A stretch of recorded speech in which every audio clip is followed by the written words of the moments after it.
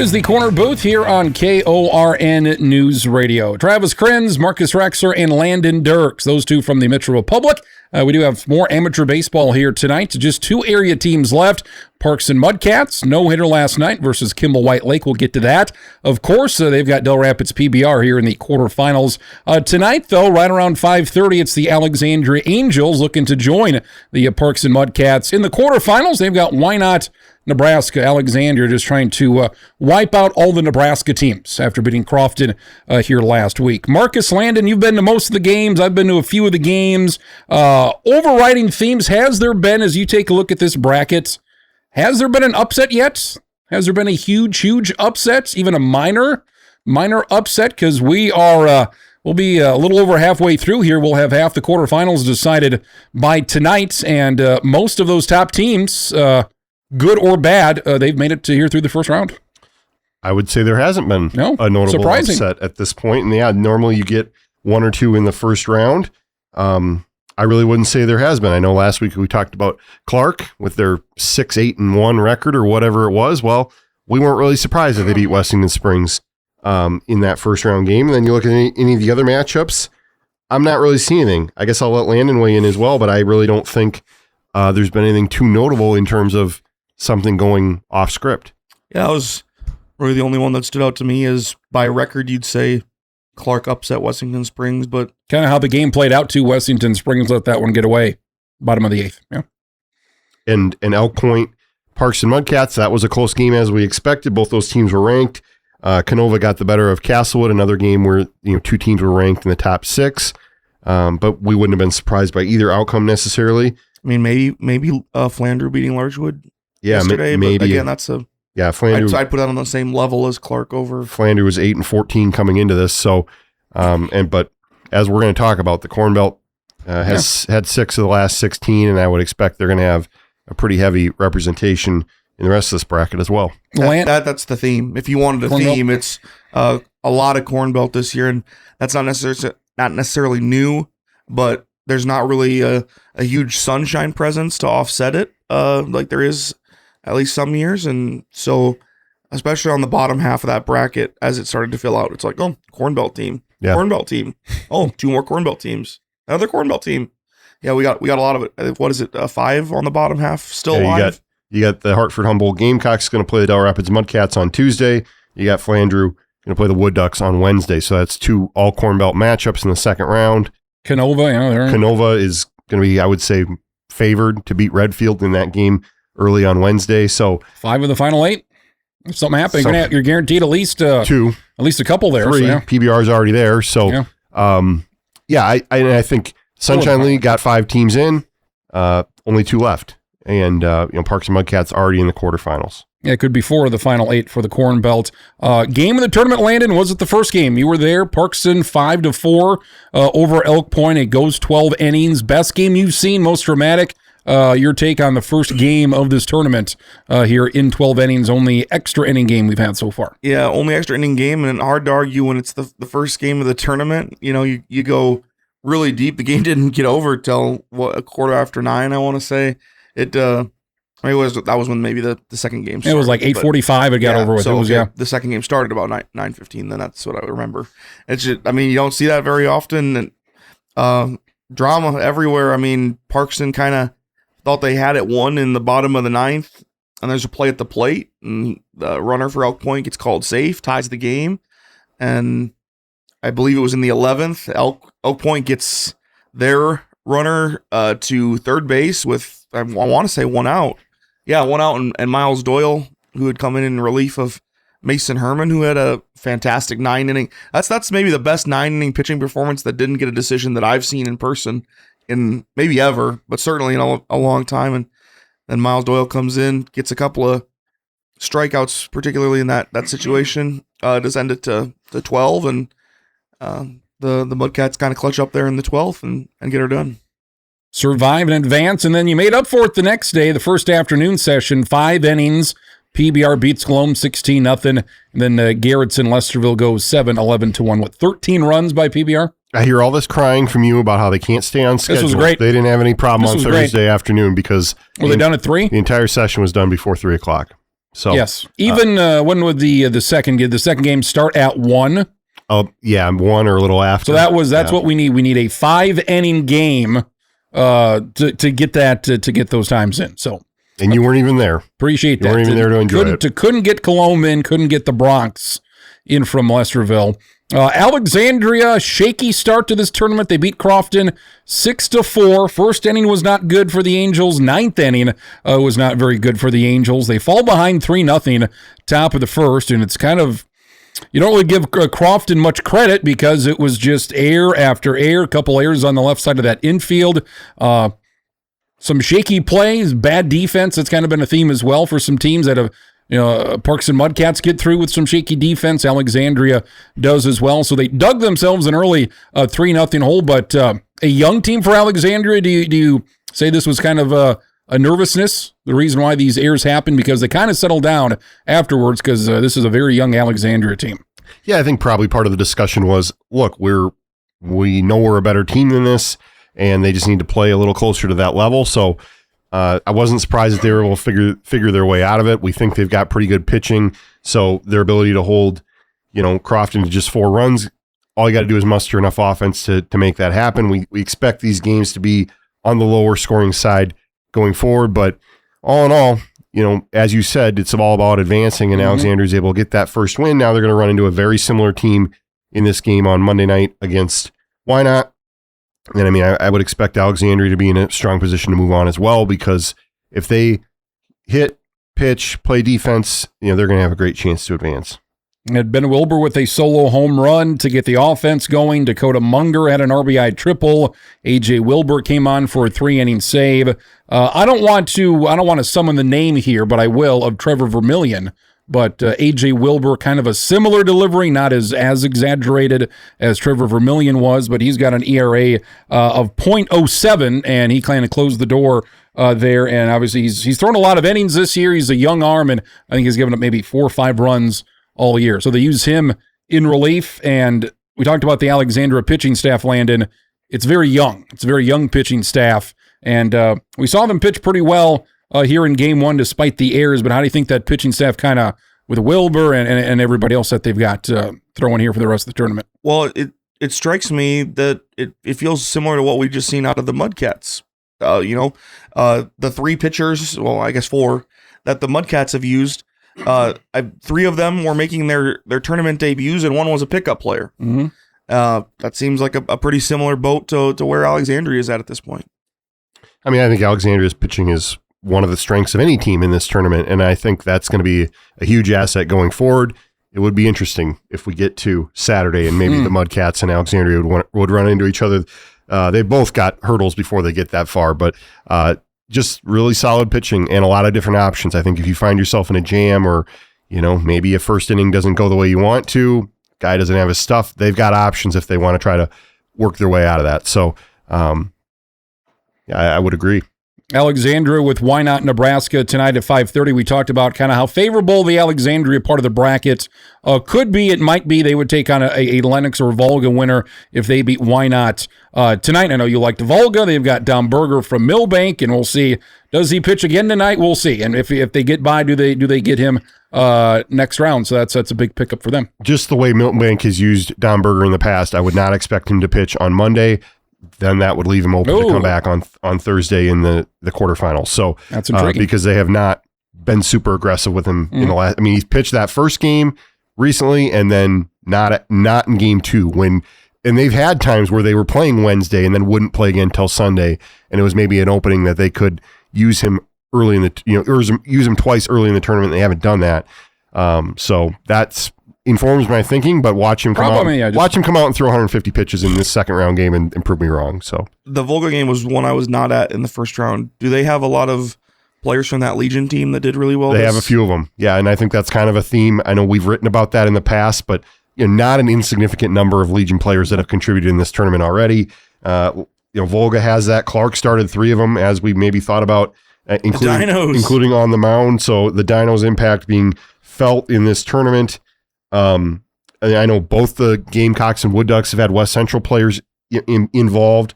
Del Rapids has the great luxury of being able to lean on, one of the best Legion programs in the state with their two teams. So not surprising that we're seeing, that youth get involved, which I think is good ultimately, because I think when those players get a taste of that amateur tournament as a Legion player, I think it makes them prone or more susceptible to join a team and help, keep some of these teams going. Yeah, Clark with a pitcher and a catcher. Yeah. Legion. Clark gets past Wessington Springs. Tough loss for Wessington Springs. They led the majority of that game. Again, it was the defense that let the Owls down in the 8th inning as they gave up 3 runs in the bottom of the 8th. Looked like Wessington Springs was going to advance, but it's a Clark and Tabor second-round matchup. Mount Vernon had chances late against Tabor. They lost 6-2. It was a big 8th inning that they had some guys on that they just couldn't quite get that big hit or that big inning. So the Mustangs... they lose to the Bluebirds right off the bat here. Yeah, Tabor's really good. Got a great pitching performance from Josiah Peterson. And, that's again, we talked about the options Tabor has pitching-wise. To be able to use Peterson in game 1, leave some other options open in round 2 for them. So that'll be interesting to see where they go there. And, yeah, story of the season for Mount Vernon, just could not get the timely hits to find a way to advance. So, unfortunately, one of those Sunshine League teams that isn't moving on. KORNer booth pregame show. Marcus, Landon, and Travis getting ready for Alexandria and Wynot. Your first pitch just after 5:30 tonight. You had that Saturday session we talked about. Maybe didn't live up to the hype.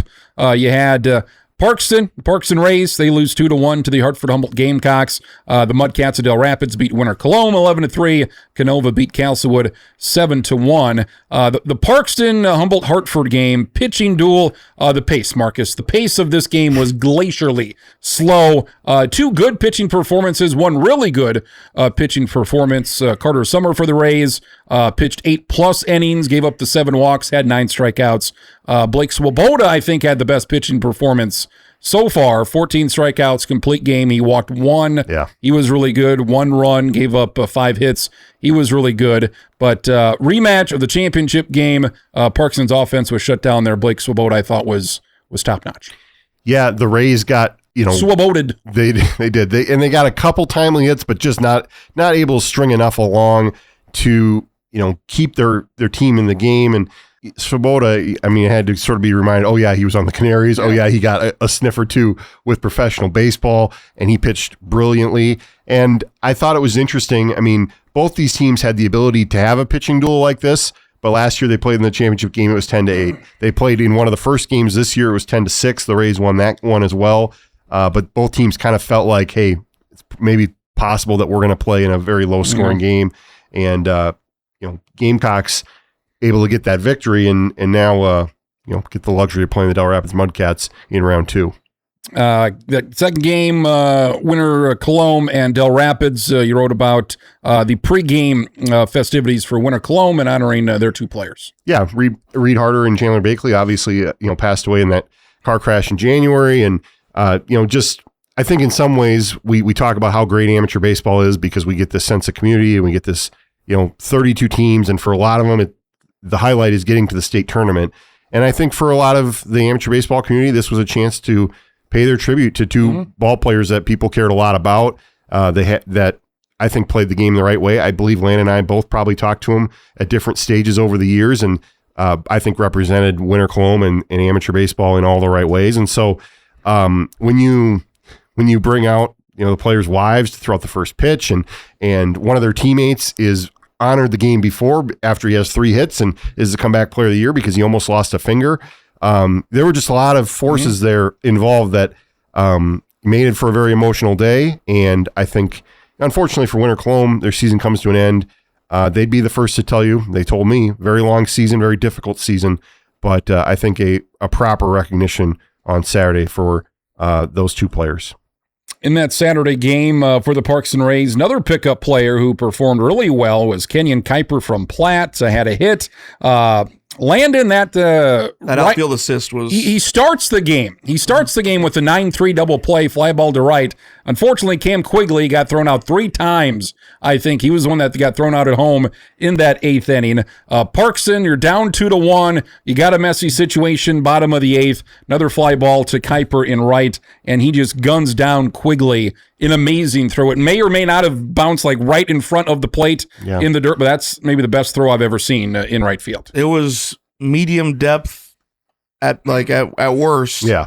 And you would assumed he would have scored. It's like, all right, he's going to score this one. Well, you just never see that. You don't see outfield assists in amateur baseball very often. Especially not from kids who are, 17 years old or whatever. What a guy. And he put it right on the money. The runner was out by 2 strides. It wasn't even like a close play at the plate. It was a really, really impressive throw. It drew the appropriate reaction, too. The crowd let him know that he just did something pretty special there. The press box is like, holy cow, because, that thing was a rocket. And, it was. Kenyon Kuiper has been playing Legion baseball for the entire time he could because he's been a pretty key part of that. 5 for 5. He's got his 5 years in for the 5 years. Yeah, and I just found it funny that, of course, Platt doesn't make it. But they still take him in the pickup player draft because he's, a very good player. Landon and I were talking, I don't know how much outfield he's played. He's been a pitcher, a catcher. I know he's played some first base, but an athlete just that good, you put him in the outfield and say, use some of that pitching power on this throw to home plate, and he was able to do that. So very cool for him. I think, one of those players that probably got a taste of playing in this tournament and probably liked what he was able to experience. Probably the play of the tournament that I've seen so far. One play that's probably going to get forgotten was maybe 2-3 hitters before that was Dylan Solik sprinting from short, a diving catch in foul territory in left field. That's probably going to get forgotten because of this play right here, where that was a much-needed out in that 8th inning. You think about what Parkston had to do to just kind of keep themselves within that one run. They put in some good work on the defensive end to keep it at that 2-1 scoreline and give themselves a chance. We've talked about how defense has maybe been a liability in some of these games. We've seen some good defense, too. A couple plays on bunts that I've seen where the third baseman's made some really nice throws. Shortstops have seen some absolute darts. Gus Steiger from Castlewood still has a rocket of an arm. He had a couple great throws from his shortstop spot against Canova. So still some good defense out there to be played. Saw one last night in the nightcap. Drew Sweeter, who was pitching for PBR, just a hard hit ball right back up the middle toward him, and looked like it kind of caught him by surprise, and it was low. He went back, behind his back between the legs as he's falling backwards. He did take a little bit of a tumble, but he fielded it, got back up, threw it to first, and got the out. And he had a pretty big smile afterwards. It was a pretty good play. A little bit lucky as well. I think he admitted that even in the post-game player of the game interview, but a good play nonetheless. 4 corners with the 10 errors yesterday. That was no good. Unfortunately, that was no good. I have seen that a few times from 4 corners in the state tournament where just for whatever reason, their game just goes south early. And boy, that was tough to see because yes, they lost 13-2. Wood Ducks had some offense, but if you don't have 10 errors, you're in the game at least a little bit more than they were. And boy, that's a long wait till next May to get back on the field. The first second-round game last night, Parks and Mudcats advanced 5-0 versus Kimball White Lake. A combined no-hitter for Parkson as they advance. First no-hitter in 10 years in the amateur tournaments. Tate Klum went 6 innings. Landon Waddell from Dimmick Emery pitches 3 perfect innings in relief. And because I was watching the game, and all of a sudden, if you're not doing the game, you're like, oh yeah, Kimball White Lake doesn't have a hit here through 6 innings. And they take out Klum. Landon Waddell maybe even pitches better than he did and close the door. And a couple errors here and there, a handful of walks, a hit batter, but very rare, I guess, the 9th ever? And even if you go, only 9 innings, this thing's been going on for almost 100 years. I would have figured there would have been more no-hitters than there were. I think it's only one other 9-inning no-hitter since 1948. That's crazy. Nuts. That's nuts. Legitimately crazy. With all the pitchers, 20 strikeouts and this and that, it hasn't really happened ever. And that was, I think, Jared Kirkaby from Akron in 2013. That was the last 9 inning. Yeah. It snuck up on a lot of people, I think. All of a sudden, when Tate Klum is being lifted in, I guess, between the 6th and the 7th inning, it's like, oh, well, he he got lifted and he didn't allow a hit yet. And I wasn't doing the game either. How many pitches did he have when he came out? Mid-90s, I think. Yeah, so he was getting up there. He walked 4, hit a batter. There's one thing I didn't know. I'm like, I wonder how many pitches he's thrown. And I had to ask Brady Knowles about it after the game, and he said, after Tate came out in the 6th, he was like, my elbow's getting pretty tired. Which is the funniest thing, and we talked about that in the press box earlier in the tournament about, Brady Knowles, the infamous, threw 600 or 700 pitches in a state tournament over 5 games.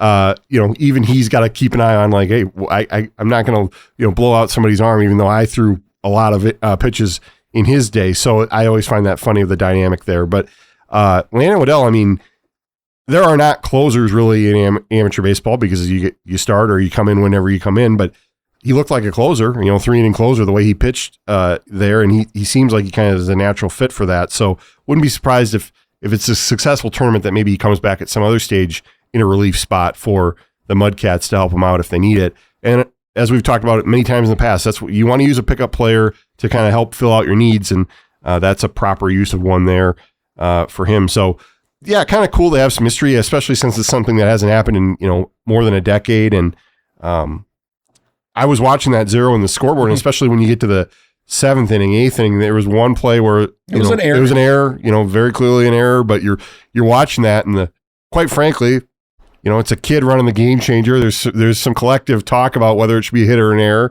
So it's not like it's one person's decision, but ultimately you got to make a call on that, and there is an official score, so to speak, in the amateur tournament, so that always makes it fun. You'd never seen a no-hitter live, Landon? You ever seen obviously 9-inning no-hitter? Have you ever seen a 9-inning no-hitter live? I wanted to say that I saw one in like the high school rank. Or, well, I guess Tyler Christensen had one versus Pier last year. That was at Pier last year. I did not see it. Yeah. Yeah, even watch it on TV, you just don't see it. I mean, there hasn't been one in baseball, the 9-inning one, like in 2 years. There's been a couple combined, but it's just rare now.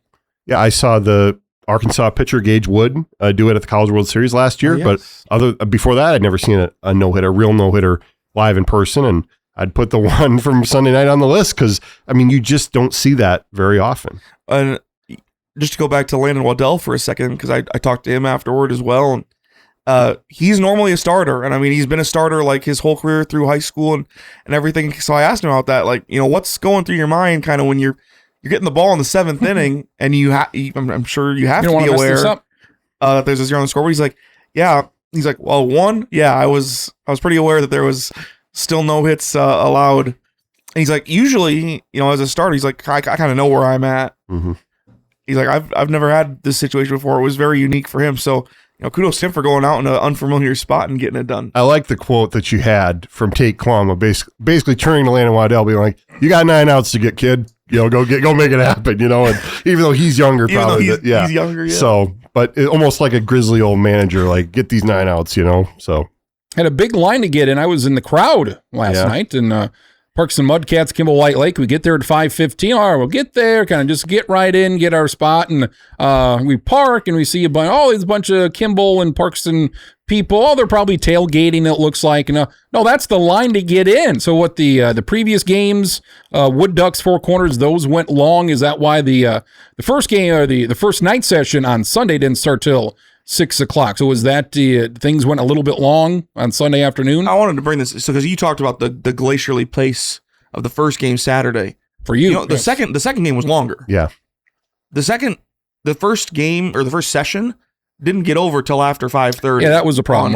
On Saturday, I mean, Sunday was long, but not criminally long. I think Saturday it got over a little after 5. And then on Sunday was like a little before 5, like 4:57. Like I don't remember as many sessions, getting up to that. Because we didn't start till after 6. Yeah, right. Saturday started a little later. There's been at least 2 sessions that have been pushed back. One of the days started at 5:55. I remembered that, but I mean, last night if last night was not the Parkston crowd, which I'm not shaming Parkston, it's phenomenal. They showed up really well. But like if they didn't have that many people to let in, it probably would have started close to on time. Yeah. Let's just say that. But they had to let in so many people that they had to delay the start of it. And I respect the tournament organizers that when there's a long line, they're just going to wait for everybody to get in the stadium. Like there's one way into the stadium. I think that's a good policy to have. Everybody's there to see this game. There's no reason to start it at 5:30 we're still waiting for people to get in. So, and I don't think I've ever seen a line like that at Cadwell Park for people waiting. I mean, it was, probably a 75, 90, 100-foot line of people waiting to get in, and they had already let some people in. I mean, and it was still, and there were some people tailgating. I saw Kim White Lake Nationals flag out in the parking lot. But it was, people obviously, it's exactly what the Jocko Johnsons want when it's two area teams playing each other, and there's a big crowd and people were excited to watch the game. Yeah, it's just that Rays Gamecocks. Both pitchers pitched well, but it was, you could tell early, this is going to take a while. This was a 2-1 game. It took about 220, 225 to finish, and you're looking at a 2-1 game. You're like, okay, maybe this can be closer to 2, and then you got some guys on base, and it's like, well, if these guys are slow with nobody on base, what's going to happen when there's runners on? Has anything changed your mind so far about what you like coming up this weekend? I talked about like PBR and the Mudcats, I like an all Del Rapids final. Anything else that you like with Alexandria and Canova? Anybody else that we talked about last week making a run here to the semis? Just for the record, because I have it written down. Hartford, Humboldt, Gamecocks, and Rays took 229. And then your Wood Ducks Four Corners game on Sunday took 249. Jesus. And that was the old, it's 11 runs, but it's in the ninth inning. They tack on a couple where it's the 10-run rule, but you got to go the full 9. And then we got done with the afternoon session on Saturday at 5:15. Winter Colome and Del Rapids. So there you go. That's some of the insight on the timing, at least. You didn't stick around for the night game last night. You would have not liked it. The first inning was what, 35 minutes? The first inning was 34 minutes and change. It was 34 minutes and change, based on start time and time of first inning. And not even there. You can see it's kind of bothering. We thought that's rough. We thought it might be midnight hour, one of those midnight games, but thankfully the pace picked up a little bit. Sorry, I completely ignored your question. Did you like the Wood Ducks? I completely ignored your question. Did you like the Wood Ducks last week? I did. To make a run, you got the Wood Ducks, you got the Mudcats from Del Rapids, you got Alexandria. Again, Alexandria, I think, favorable path.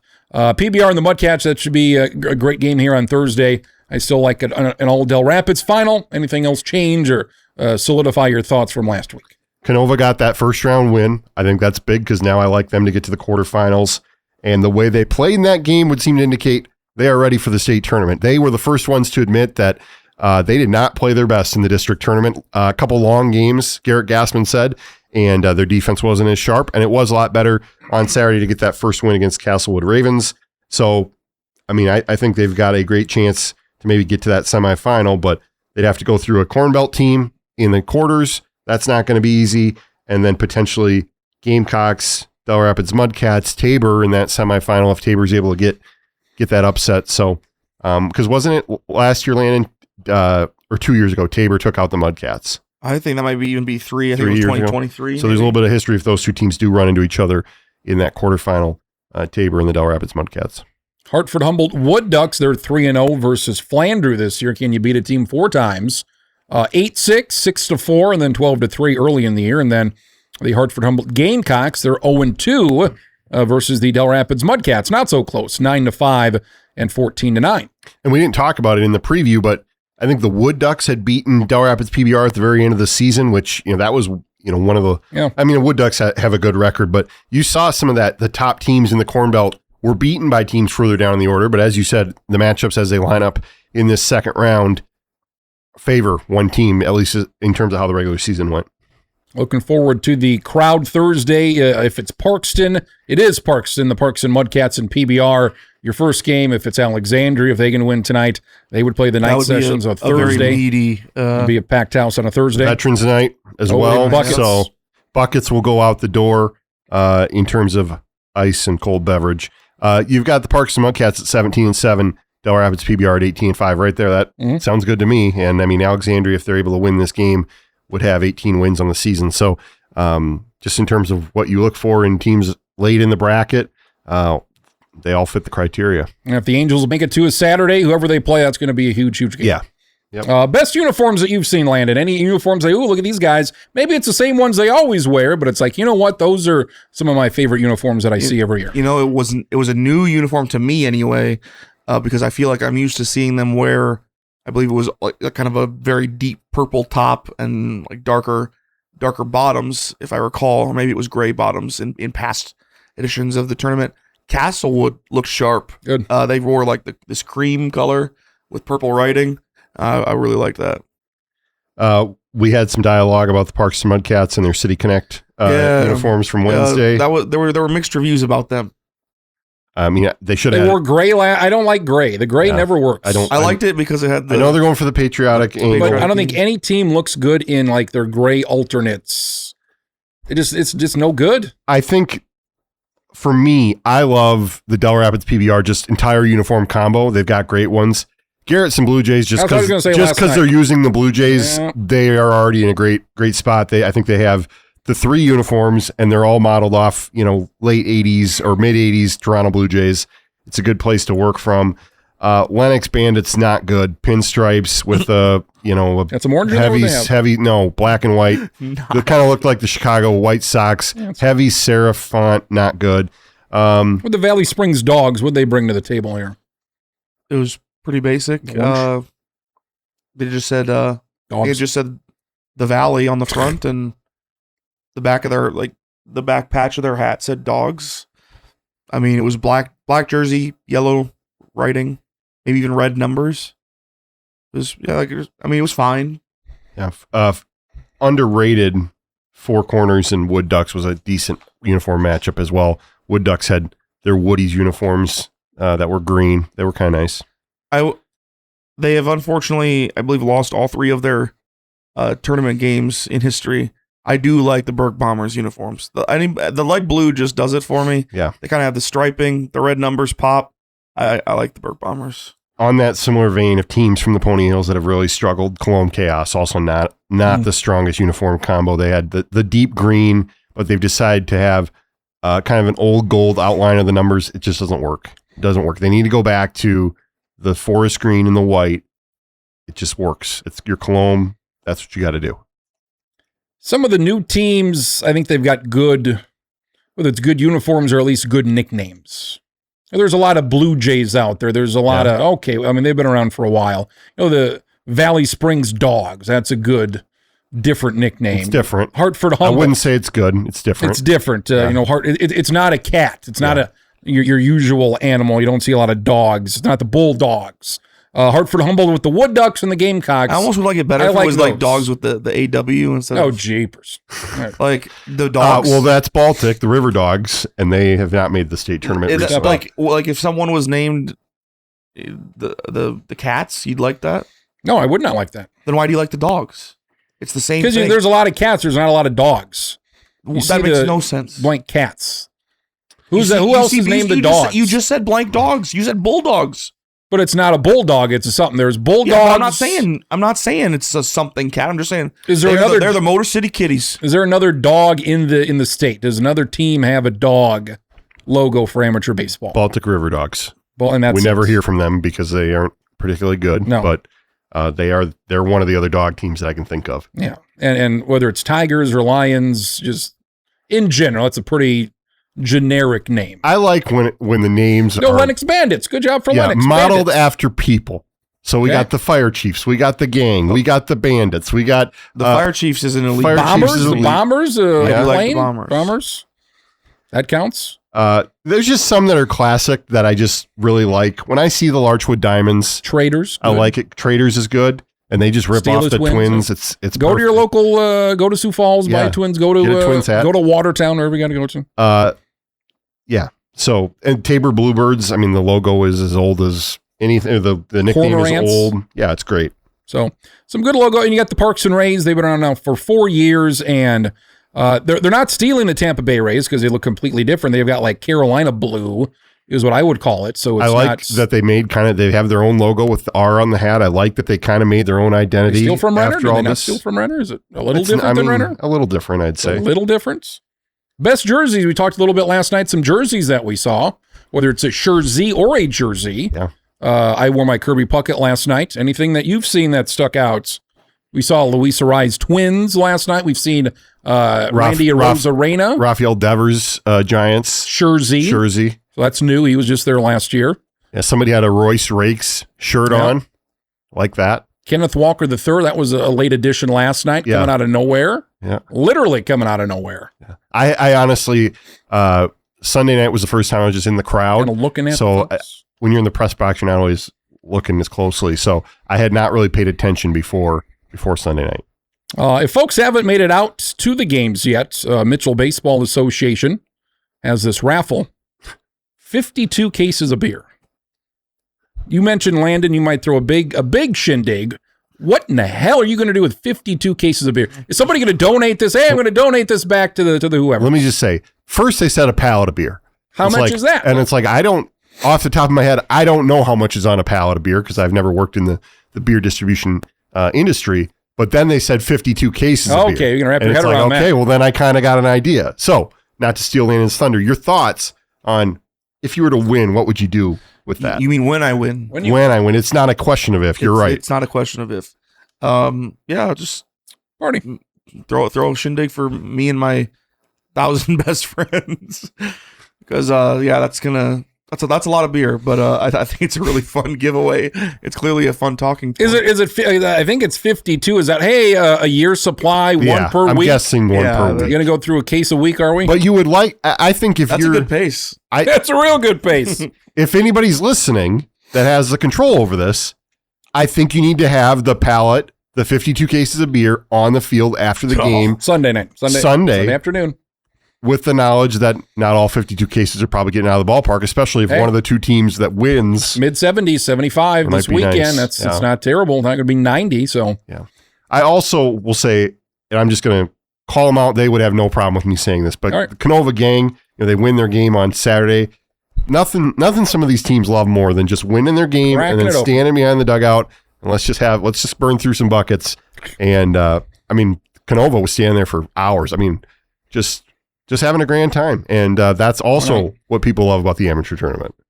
Still, they've had to play the night session both times, but Parkston, the Mudcats, have had no problem doing that either. What's not to like when you play at 5:30 exactly. game? You get the nighttime entertainment for free, and you can entertain yourself a little too. Whenever you listen or hear a game and the announcer says, there's a lot of time left in this game, that means that there's not a lot of time. There's 30 seconds left. That's not a lot of time left in this game. So I would say, there's a lot of time in this tournament. There's 13 games left. Yeah. There's 11 after tonight. So there's not a lot of time. We're now down to the night session. So top teams. What is the takeaway from that? If there's not a lot of time, what are you going to say about that? Say there's not a lot of time left, because I was going to say, a lot of time to get out. You got a week, but it's like, you don't got a lot of games. No, you got 2 per night, and then if you've missed it so far, you've missed about 60% of the tournament or so. I think people, I've gained a greater appreciation for it, having covered the tournament for a few years now. But those 4 days of 4 games, tough. They go fast, and you get to see a lot of baseball too. So I think those are the prime days. I know that maybe some of the matchups don't always, live up to it, because you see some lopsided ones in the first round. But if you just are a fan of baseball and you want to go out to the park and watch 4 games, more power to you. Landon, it's not dubbed the Gauntlet by accident. The Gauntlet. I also want to get this on the record, Travis. You, your burger condiment policy. What are you into? Not into? Because you've got peculiar tastes. Do I? I'm just saying that. Oh, I had the burger last night. Guy gave me the onions. Do you want the onions? Sure. Well, we always want the onions. Okay. And I had 2 burgers. Next one, give me half that. Because he gave me a big old scoop. I'll take some more, but half of what you gave me, put that on this next one, because I don't need all those extra onions. Usually. My policy is a half a scoop. Yeah, because a full scoop is way too much. We're wasting. And you end up with a lot of it in the bottom of the wrapper. Wet. And then am I supposed to eat these onions out of the wrapper like some sort of crazed raccoon? No. Like a lunatic here? No. As good as they are, I'm not going to do that. So half scoop is the policy. And I do mustard and ketchup, whether it's a hot dog, whether it's a burger. I know a lot of people are mustard only. But I think the ketchup, I'm fine with the ketchup to balance it out a bit. On the burger at the amateur tournament, I am onions only. And that's the only place I do that. Because it's wet. Yeah, I feel like the ketchup, and I don't need that. Really don't. Normally if I get if I just have a burger, I'm going to have ketchup and mustard. But the onions are such a prevalent part of this that I'm not adding that in. I do like the hot dogs at the state tournament. That's a ketchup and mustard situation for me, but. No, there's no lettuce. There's no cheese. Things that you'd probably get something elsewhere, but this is this is the state tournament. My heritage would probably indicate that I should be into the sauerkraut. I'm not. No. So no good. Thumbs down, sauerkraut. He's drinking. Yeah, we don't. Thumbs down. He gives. We don't like. Yeah, sauerkraut. Yeah, not good. That's not for me. Not good for anybody. Alexandria, why not tonight? Lennox and Volga game number 2. Coming up next, this will be only on the podcast. This will only be on for the internet folks. Even some of this discussion we just had will be just for the internet folks. We stretched it a little bit. We'll do a little bit, some Twins talk, and Daktronics apparently have killed the NBA. Daktronics have killed the NBA. Allegedly. A lot of alleged things going on with Daktronics. So, Corner Booth Podcast being brought to you by Jimmy John's, Marlin's Family Restaurant, and James Valley Landscape Solutions. At Jimmy John's, we don't make sandwiches. We make the sandwich of sandwiches. We use fresh veggies because we don't hate salads. We just feel bad for them. We make our sandwiches exactly how you want because you're the one who's eating it. And we bake bread all day, every day because stale bread isn't bread. It's croutons. Sandwich history is written by the victors. Good thing we have legible handwriting. Jimmy John's, the sandwich of sandwiches. Order pickup or delivery on the app. Hey, this is Dylan with James Valley Garden Center. We have all the garden needs covered, from flashy annuals, hardy trees, vibrant shrubs, and gorgeous perennials, all ready for you to create a beautiful and vibrant garden. Speaking of vibrant, have you seen the cool round purple flowers on Main Street, Mitchell? It's called allium, and it's part of the onion family. We have them in now if you want to add them to your garden. James Valley Garden Center, 600 West Spruce. Let's go outside.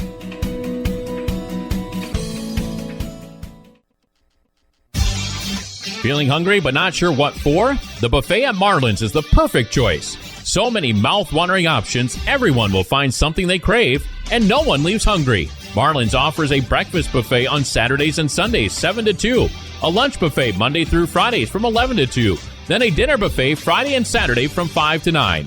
And don't forget, kids eat free on Tuesdays and Thursdays.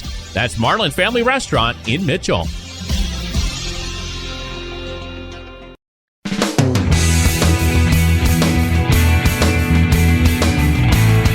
Corner Booth continues. Landon, Marcus, and Travis. Tuesday, Mitchell girls tennis. First team to play a varsity match here for the Mitchell Colonels. Huron, Aberdeen, Roncalli. I think St. Thomas More got added to this, according to sources from earlier today. So I would believe that. And I'm visiting tennis practice very soon. Good. To set up the season and get some letter winner photos. So I'll know more after that. But good. Season kicks off Tuesday. Maybe you're going to mention it. We've got some soccer on Friday. Yes. So fall sports is here. Huron at Mitchell. So we don't got to play at the bad field in Huron. I call it the bad field. Girls at 4, boys at 6. And then girls tennis, they got a big get together in Sioux Falls throughout the week, which is something different to the schedule. Wesleyan volleyball, they play Friday. They play a couple games, 9 a.m. and 5 o'clock. So those first fall sports, Landon, it is here.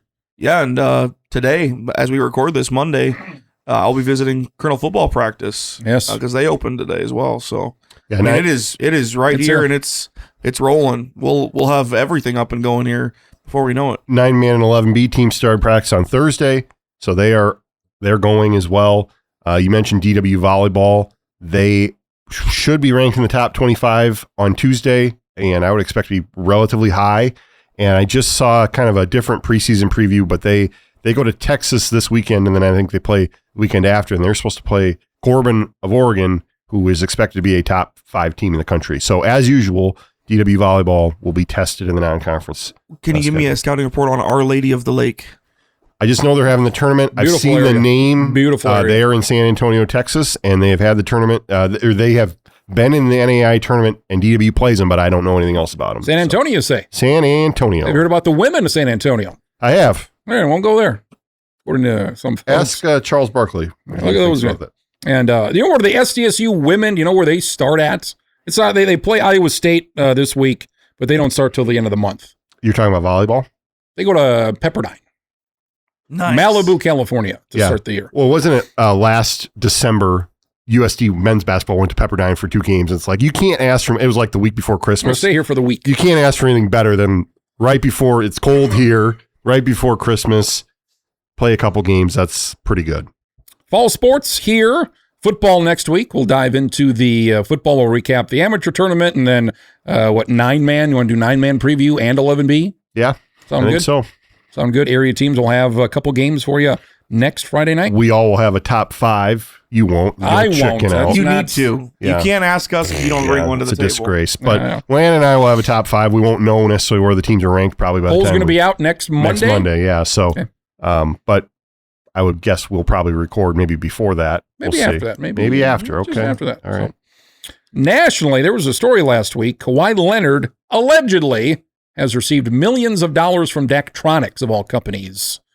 Pablo Torre continues to look into this Kawhi Leonard Clippers, Steve Ballmer circumventing the salary cap. I think, didn't we talk about last week how long does this investigation take? It's taken 10 months, and I don't know what the NBA knows. I don't know if they know this or if he's uncovering all this, maybe put him and his people in charge of this, because the NBA certainly not saying anything. First off, like, I'm sure the NBA is going to say, we're not going to say anything about this. I feel like this is a extremely significant story. Should Adam Silver come out and say something? Because this appears to be pretty significant. There should be a pretty significant penalty if all this ends up being remotely true. We talked about this trade to the Raptors. I'm like, I think it's still going to happen. After this, I just don't think it's going to happen. And as far as Kawhi Leonard playing again, he should maybe never play basketball again if this is true. Well, in my business, I always like to think about what all parties would say normally. So, Kawhi's not going to say anything. We know that part. He's never said anything ever. He's never said anything ever, which makes it interesting that you would have him be the spokesperson for a company that makes video boards. That's never had a spokesperson. It's never had a spokesperson of any kind. But if I'm thinking about what should Adam Silver say right now, what would he say that would satiate people? I don't know that there is anything, to be perfectly honest. Like, he can say we're investigating, which is basically what they have said. The fact that it's taken 10 months is leading everybody to say, where is this going? Is anything actually going to come of this? I agree with you, Travis. I think whenever the punishment comes down, the punishment will have to be severe and like as heavy-handed as there has ever been in professional sports, short of banning somebody from playing. And maybe they will ban. I mean, I don't know, but I just think like, I don't know how many picks the Wolves lost for paying like 5. Joe Smith. It was 5 first-round picks. It's got to be at least that for this. And you mentioned a fine when we talked last week. I mean, the fines, it's got to be hundreds of millions of dollars, I feel like, if you're going to fine the Clippers. It needs to be, you don't get any media money. Like, you're out of that for a little bit. It's like, we're not going to fine you 10, 20, 30, 50 million. Yeah. It's like, you don't get your piece of the pie of the $1 billion national media package. Yeah. That's the penalty. Yeah. What do you think, Landon? It's wild, and I don't think until we know the true scope of it, it's hard to even, put a finger on what would feel like a appropriate punishment. And the thing that I'm how do you punish the organization without basically just killing the organization? You know what I mean? Yeah. Because I don't think the NBA would view that as great business to just make one of their 30 teams just absolutely irrelevant. You know what I mean? Not because if you're gonna, I know you have to punish them. I get that part, but do you just resign to the fact we're gonna make this one team completely not you can't make the playoffs for? Well, that's the thing is you ban them from the NCAA tournament essentially. So. It's do you how much do you punish the player for just getting paid? I think it's not that's the thing. I just don't. There's never been something like this that I can remember. So he didn't really do anything wrong. He just accepted more money than he was technically supposed to. It's not like he was. I think based on what we know, what his agent, his uncle, kind of said, "Hey, we're looking for something here." The Lakers said, "No, we're not interested in that." So, based on what I've read, his agent, who is his uncle, they were looking for something under the table.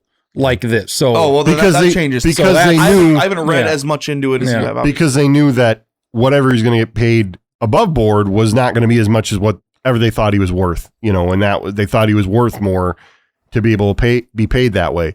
Landon follows European soccer. In European soccer, you see a points deduction in the standings.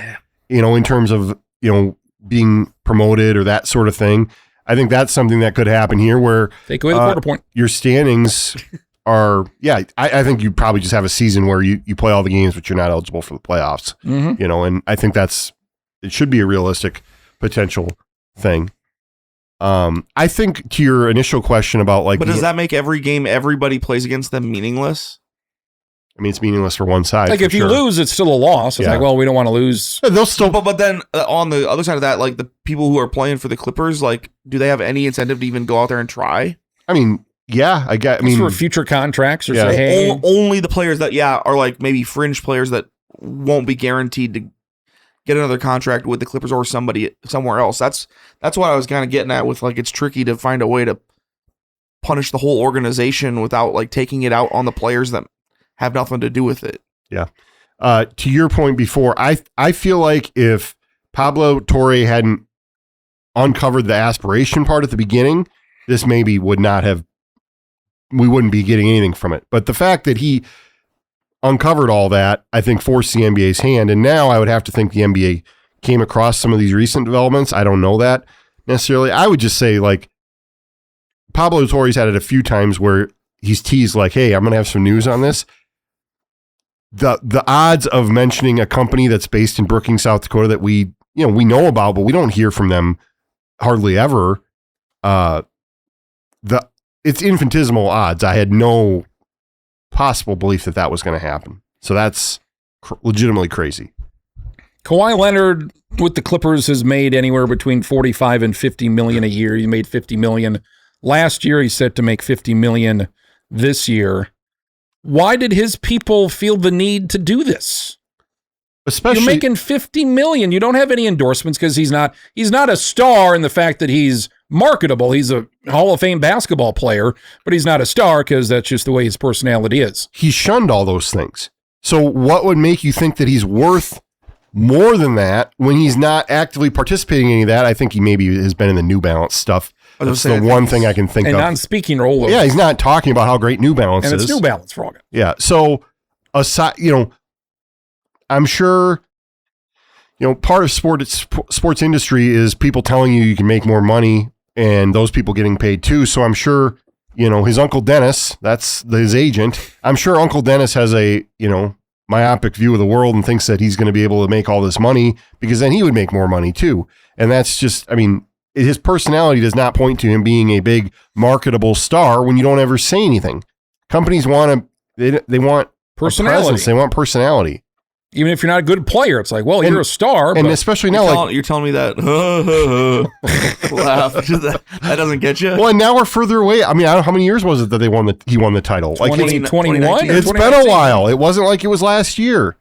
So those things, that's why they wanted the extra one. He's going to deliver championships to the Clippers. Yeah.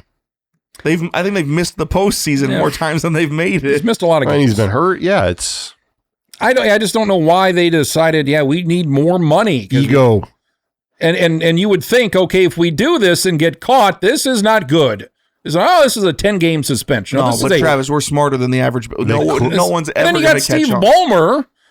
You would think, okay, we want you to get some extra money, and I'm going to assume, like, this is not the only case of something like this, which is, I think, interesting. You want to look in the NFL? Do you want to look at other places?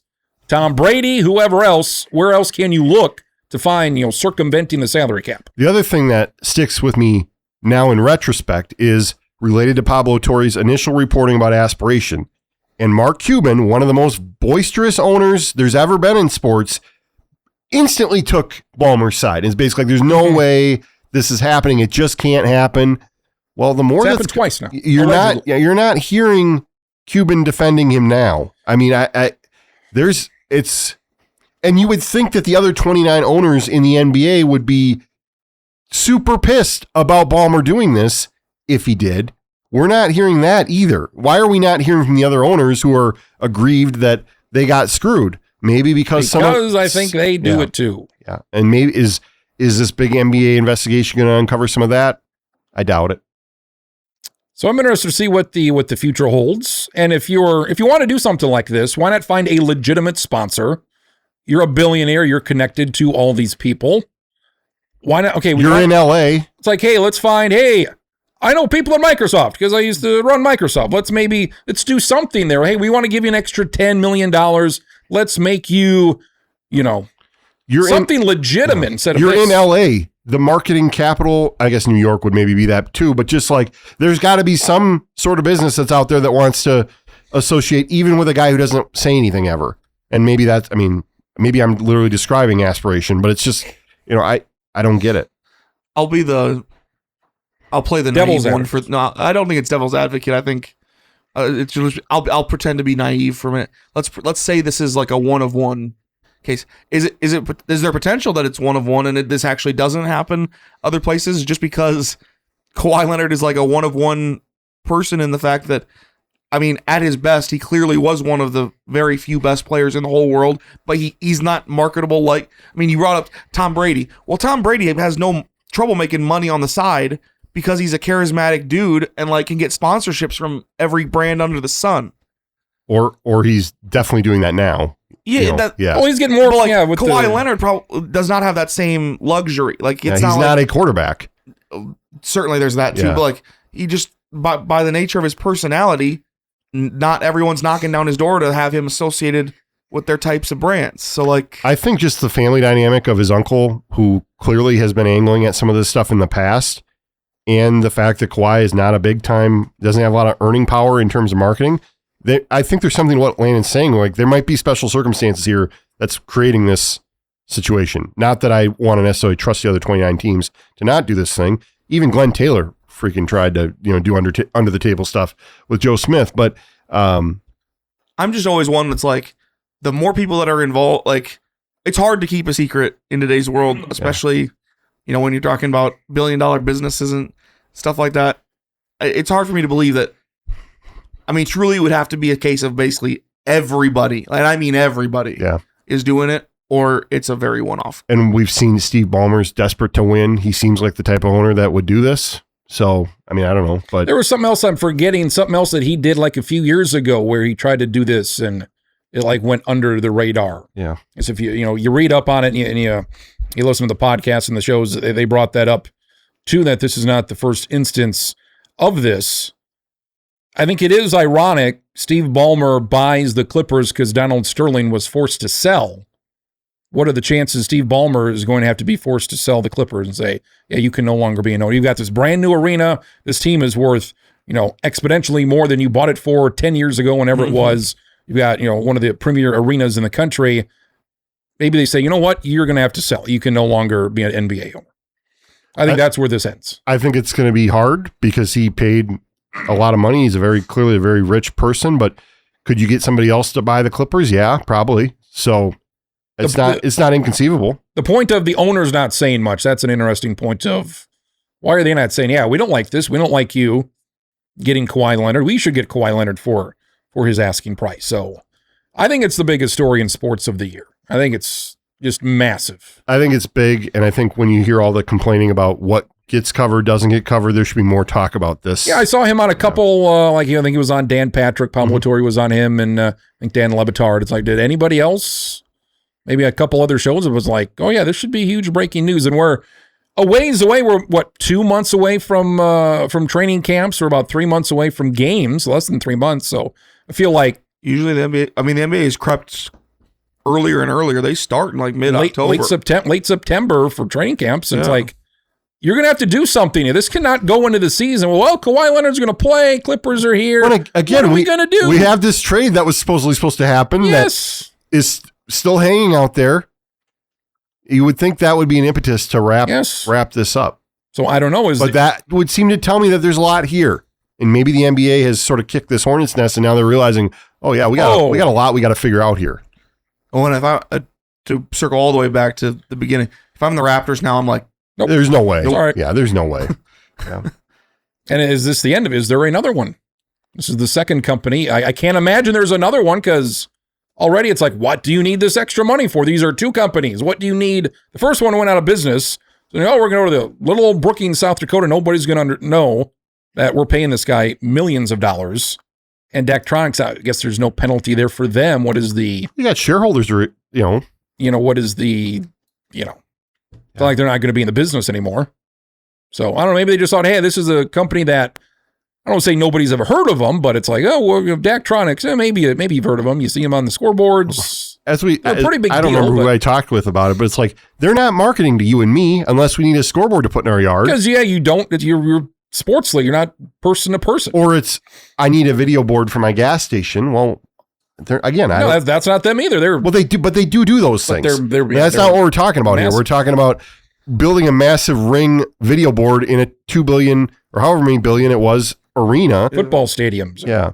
So, well, I mean, like, that is a very, I didn't even really think about that, but like, how many companies are in Daktronics' situation where like they are like undisputedly the world leader in like their there's only like a couple other companies that do what they do. Exactly. But I mean, and Daktronics by far, like you look at between the professional leagues and colleges in this country and what they do abroad, I mean, like they're everywhere. They're everywhere. Yeah.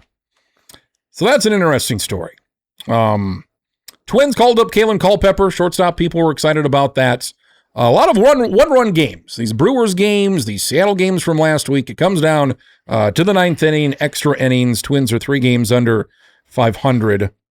Twins made all the moves at the trade deadline. They've improved the bullpen. They've added some guys. We talked about it last week. And the funny thing about sports is they were at 500 for a moment, and they're probably going to finish under 500. They're probably not making the playoffs, even though the bullpen has been addressed and they made all these trades like everybody wanted them to, but they maybe are going to have a worse record these last 2 months. It's the funny thing about sports. Oh, we improved this, but maybe that got worse. And just because we got better here doesn't mean we're necessarily going to win more games. I guess that's the way it works. Or they make the playoffs. I'm going to be chased out of this room. I don't think so. Maybe it's a small room. Maybe they've just overachieved a little to this point, and they're coming back to earth a little. Might be onto something there, Landon. I don't think Landon's onto something there. No. You don't think they've overachieved? I'm not saying they're the worst team in baseball. No, they're just where they kind of should be. But the fact that just eventually I felt like this whole just heap of garbage in the AL that is, team 4 through team 13 or whatever. Yeah. Eventually it had to sort itself out. And if you had to look on paper, maybe the Twins are on the bottom half of that 10 team. And some of the teams that you would think would maybe sort things out have sorted out, with Boston going on this run here.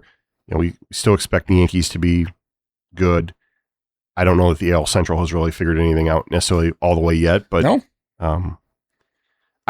What I worry about with the Twins situation is that this would cause the ownership or the leadership of the team to say, it didn't work, we're going to pull back, we're not going to do this again in the future. And I hope that's not the case, because I think if you care about your team winning, you wanted to see them do what they did, address a point of need. They did do that. I think it's a good sign. I guess time will also tell in 27 and 28, what they might do in a similar situation again. So I guess I like that they were moderately aggressive, even if it ends up being where they finish below 500 and people are going to look at it as being a failure, when it's also, as you said, this was not expected to be a playoff team anyway. So, it feels like people, there's like 45 games left. Like we're deep into this. There's a lot of season left, but there's not a lot of games. You said it. There's not a lot of season left. I don't agree with that. No. So, and like people, they go on a little losing streak. This is it. And then they win a couple, and then it's like they keep wanting. Okay, this is it. Pour the dirt on. It's like, no, it's not. They got Baltimore coming up. Baltimore's in the race now. I don't know if this is a hot take. I think the Tigers are going to win the division. They're 3.5 back right now. They've won 7 of 9. They trade Skubal. It's like, that's fine. He's a terrific pitcher, maybe the best pitcher in baseball. I think they're going to catch the White Sox. And honestly, maybe that was a distraction. Yeah, for just like the constant rumors that like, is he not doing? Yeah, where's Skubal going? Is he gonna stay? You also have the clubhouse effect of like, well, we're still here. Let's see what we can go make happen here. And imagine that they woke up the next morning and they're like, oh wow, we play in the AL Central. Yeah. We're still in this thing. It would be funny if they won the AL Central this year. They could get a bye when it ended so south last year. Yeah, they were the team that got called 15 games up on Cleveland at one point, and then Cleveland got them. But then they beat the Guardians in the playoffs. So it'd be the opposite. I don't know what if they were 10, 12 back with their how far of a hole they dug themselves. But it's like, you can trade Skubal. You can trade somebody, and the season's not done. There's plenty of games to go.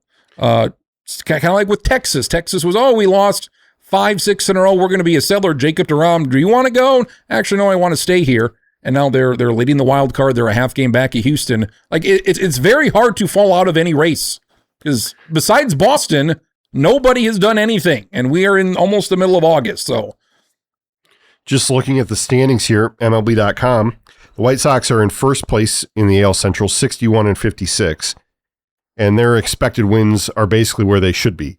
The Tigers are in second place, 58-60. They're 10 games below where they should be in terms of wins. They should be 68-50 because they're plus 87 in run differential for the season. I think it's the second best run differential in the AL, perhaps. And then you got the Twins minus 35, the Guards minus 27. The best now over Tampa Bay, over the Yankees. Yeah, the Yankees are plus 82. Plus 84, Boston. So they're right there. Boston, I hadn't scrolled down. So the Twins' expected win-loss should be two wins lower than where they are right now. So I guess I wouldn't call that overachieving necessarily. Slightly, but got Dean Kramer tonight against his old team. Kevin Gausman was with the Cubs, and there was like a possibility of him starting against the Blue Jays, and he's like, I just couldn't possibly. I just could. It'd kill him. It'd kill him to face his whole team right off the bat. So we'll see how Dean does tonight. Bullpen's been excellent. You feel like this is a Twins team that once they get a lead outside of Jeff Hoffman blowing it on Saturday, it's like, I feel pretty good. And he's kind of like the extremes of he might be the best, but he also might be the worst. There's a lot of extremes when it comes to him being very dominant, but also he can let it go a little bit. Two things. One, maybe there's some grace here for playing Landon's Milwaukee Brewers because they are one of the best teams in Major League Baseball. They blew a lead on Friday to the Twins that the Twins held on and won, and then obviously Brewers won the last two games of the series. Secondly, my Uncle Dave was at the Brewers Twins game on Saturday, sent me a picture. He was rooting for the Brewers. Ooh. And I sent him a picture from the amateur baseball tournament. This is the baseball I'm watching. So not exactly the same, but yeah. This will get me in trouble, but a lot of people, they weren't happy when the Twins were losing to the Royals last week because they're in last place. Like, you got to beat this last place team. And then they play Milwaukee, and they're the best team in baseball. They got the most wins in baseball. And it's like people, that's okay. You lost a couple games. That's okay because Milwaukee's won more than anybody. Well, it's like it should be how the games played out. And I feel worse about losing to the Brewers because they should have won on Saturday. They should have won on Sunday. Like you should have swept Milwaukee. It's like, I don't care the record. I don't care. It's like, how does the game play out? Noah Cameron owns the Twins. They got to Jacob Mizorowski. They hit a couple bombs off him late. It's like, I just care about how the game is played out. I'm not quite concerned about the record, and because they lose an 8th inning lead, they had the bases loaded Sunday in the 7th and the 8th. It's like, you could have swept, you could have won the series. Instead, you lose 2 out of 3. So like, well, it's all about they're in first, they're in last. It's like, well, how'd the game play out? How did you match up against said team, despite their records? That just takes up too much bandwidth in people's minds because a month from now, all they can do is go back and see. Kansas City. They see W 8-6, L 4-3, L 4-3, and that's all they're going to remember. They're just going to remember that you lost 2 of 3. They're not going to remember how the. And I don't want to agree with Travis just out of point of principle, but the Twins probably should have been swept by Kansas City. So yeah. Those sorts of things happen. Seattle, very close games the previous weekend versus the Mariners. That's baseball. I agree with you. It's like every game is important here. The Twins, last game of the last series of the season, they host. Either it's at or they host. It can't be neutral site. They play the Texas Rangers, which start of the year like whatever. Well, they've been leading the wild card. They've been in this mix. So all of a sudden, Texas Rangers Twins, is that at Target home Field? Series. Target Field. So all of a sudden, that's a pretty big series right now. Playoffs are starting 4 days early for those teams. And I think they swept Texas. That was a month, 6 weeks ago, where they scored double digits a couple of times. So stay within 2 of Texas. You got to sweep maybe. Stay within a couple games of Texas. So you got Baltimore. You got Philly, you got the Braves, you got the Cornfield game coming up, so that'll be exciting. Cornfield game on Thursday. Yeah, Netflix. Yep. I got the game on Thursday. Let's see, Alexandria wins. I got the Atlanta game Thursday. So that's excited about Kalen Culpepper, home run. I'm glad he had a great debut. And that hit on Saturday a couple times. Yeah, I I heard people saying, stop trying to hit our guy. It's like, that's not really how this works. It's not purposeful. Glad he's in the big leagues. We've heard a lot about him. Seems like a good kid. And obviously part of the future going forward. So we'll see how things go. But memorable first game for him. Thoughts, Landon? Any other thoughts? I was just going to, if we're wrapping up the MLB talk, I know it's not Twins or local related, but is there anything to this Dodgers skid that they're on? Or are people just like blowing this out of proportion? This has been a while. This has been racking. I've just been racking my brain. Let's set a timer on the Dodgers talk too. Maybe with I just want to know. No, I know. It just maybe it's me just on some copium. No, it's like July 1st. That's like 5-6 weeks. They have been at last check a week or two, 4 or 5 days ago. They were like 20th in runs. They were near the bottom in another category offensively. It's like, Arizona won the season series 7-6. Arizona beat them when they lose 7 in a row. They're 2-8 and their Cubs swept them. They might see in the playoffs. So it is something. They made the one move. They made Skubal. They got Skubal. They traded for some backup catchers, which isn't going to matter. And I don't know where they could put these guys, but it's like, you could have maybe added here or there. Blake Snell's supposed to be back this week. They're hoping these pitchers get back. So that's just me as a Brewers fan, like trying to convince myself that the Brewers aren't going to get swept. Their offense isn't anything special. This October, they got to play the Braves or the Phillies or the Cubs. I think the Cubs. They got their pitching kind of figured out. They brought in some guys, so they don't need, give me 4 or 5 innings. So I think there's something to it. I'm not sure I could handle a second consecutive postseason having to watch the Brewers Cubs. That almost killed me last year. I will say, as a complete neutral, I really enjoyed watching it. It was great drama, great series. It was, and not in a good way for me. Yeah. Preseason poll out in the FCS. You got Montana State at number 1, unanimous number 1. Montana 2, South Dakota State 3, Illinois State 4, and then USD's 12. You got UND 10, Youngstown 9. So a lot of Valley teams at the top, as you would expect. How do we think this dynamic without NDSU might play out in terms of who's left? You had kind of poo-pooed the idea that somebody would replace the vacuum of filling in there, but somebody's got to win these games. Somebody's got to win these games. I think just one fewer loss for everybody. Yeah. I was about to say, I think I tend to... Wow. You say it a few minutes ago. Now I say it. I'm agreeing with Trav. Yeah. I think you pretty much just have to. I think it's going to be, the next 4 teams in the order make up for NDSU's departure in the aggregate kind of thing. Like can any of those, the next several teams pick up 1 or 2 extra wins? Can anybody outside the top 3 go to the top 3 and win?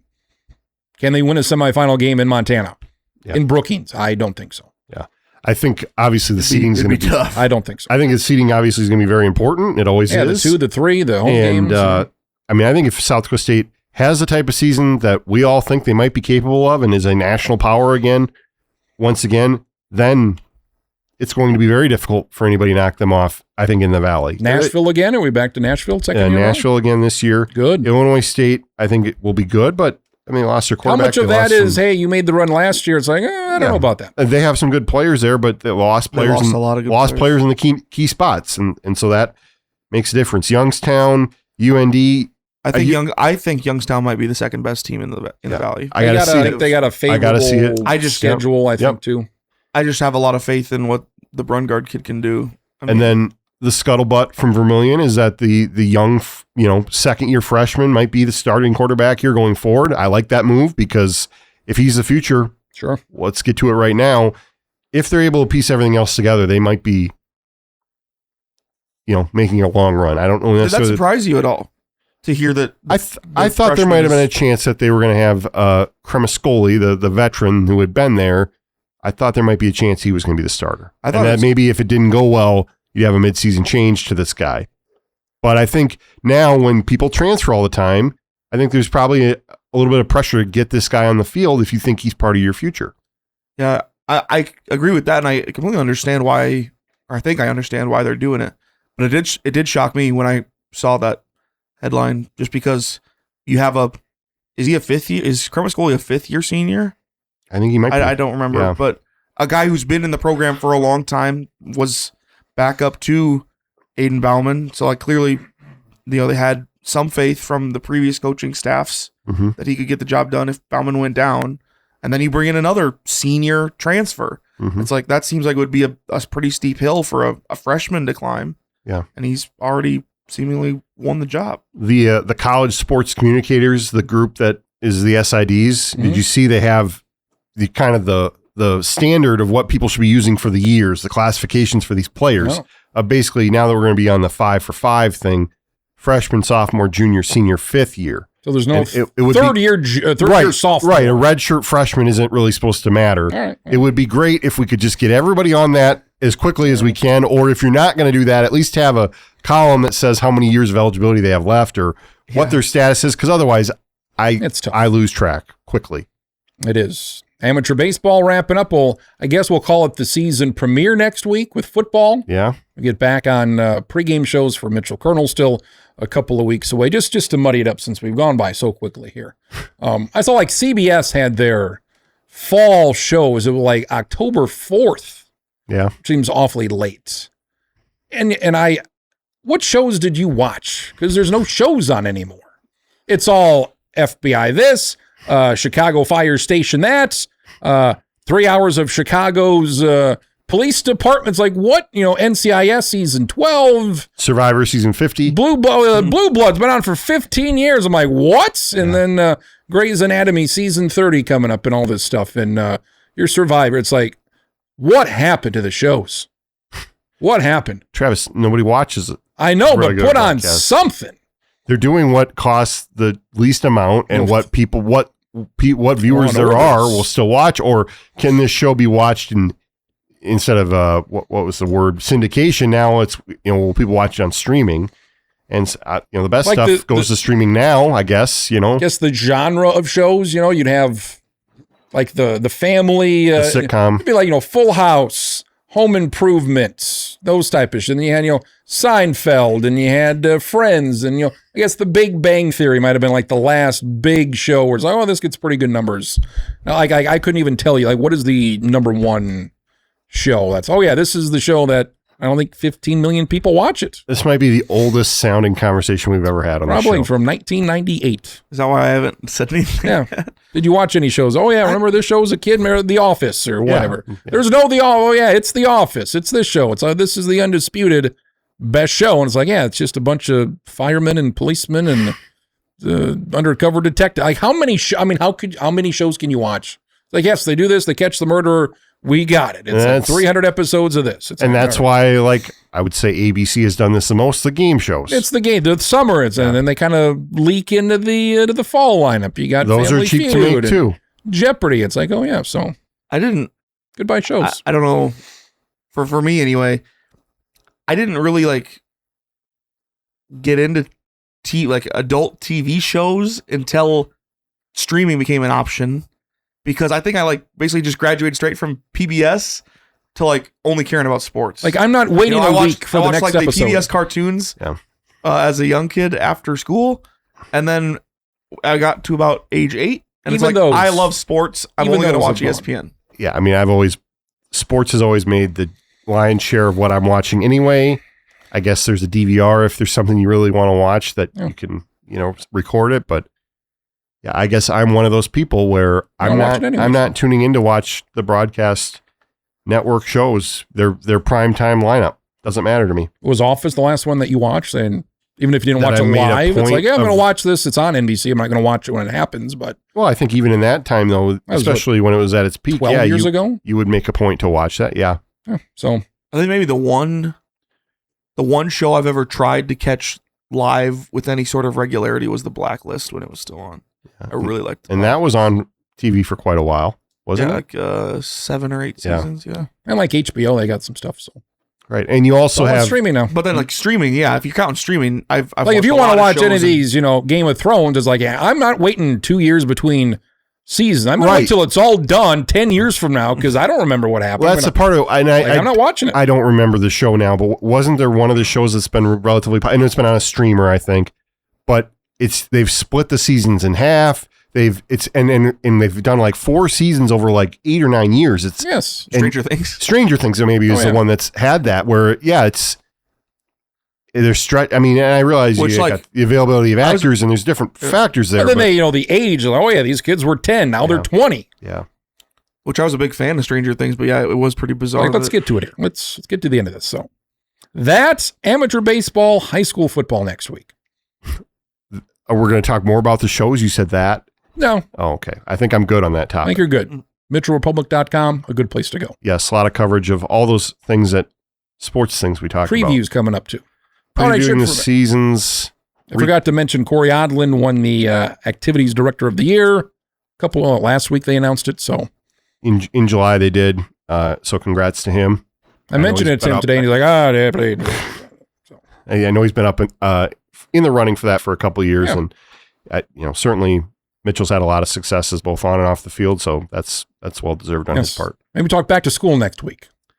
Back to school memories. Oh, think about that. Yeah, let that matriculate down your field.